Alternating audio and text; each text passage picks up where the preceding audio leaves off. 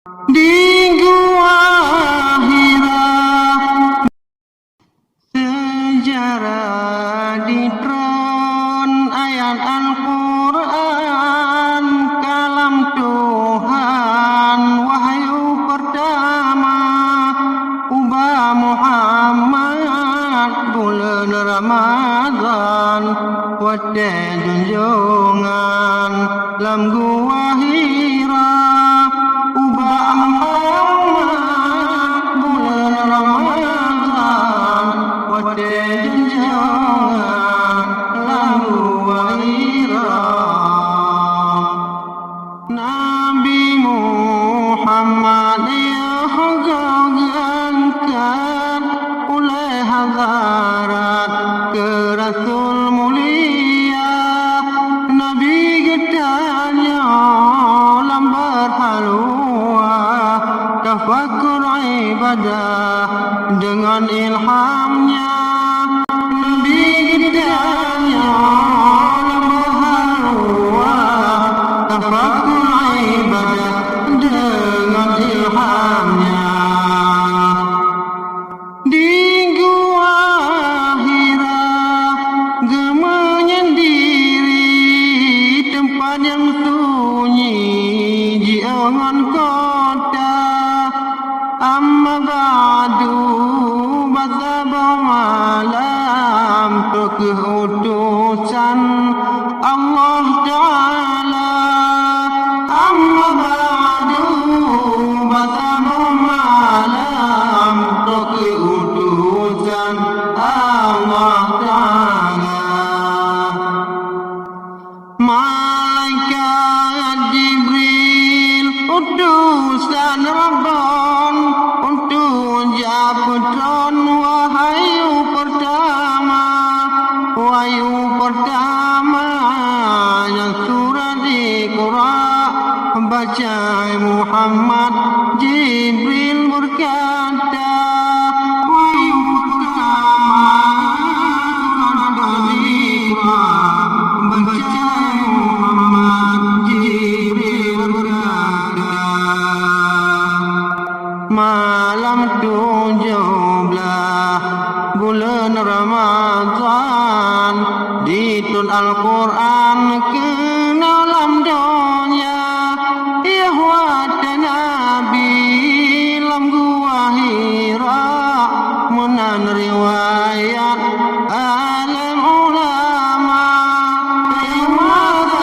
Nabi lam gua Hira menan riwayat alim ulama Nabi Muhammad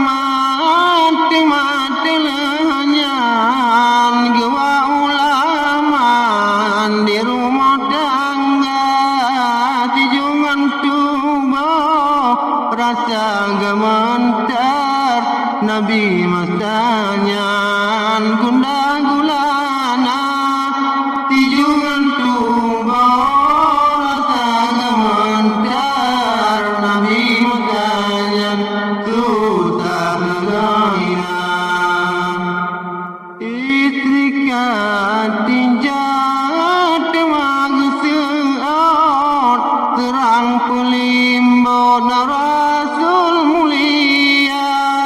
nyokon cilaka kan iblis setan yang melainkan ilham mulia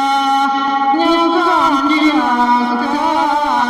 kan iblis setan melainkan ilham mulia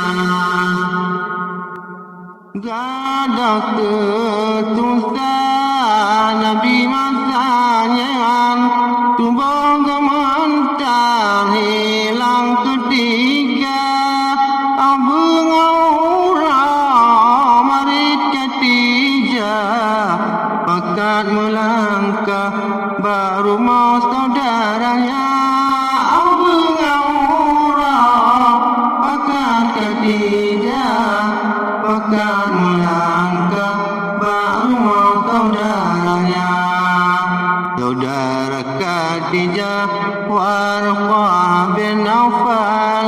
yang sudah rentan lanjut usia.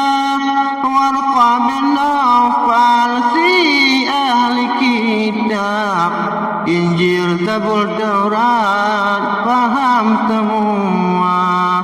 Warqah bin Nawfal si ahli kitab, Injil, Zabur, Taurat paham semua. Ketika Tijah memperkenalkan ubah junjungan akan saudaranya, Nabi pegang leher kejadian. Warqah masanya keterkesima, Nabi pegang leher kejadian.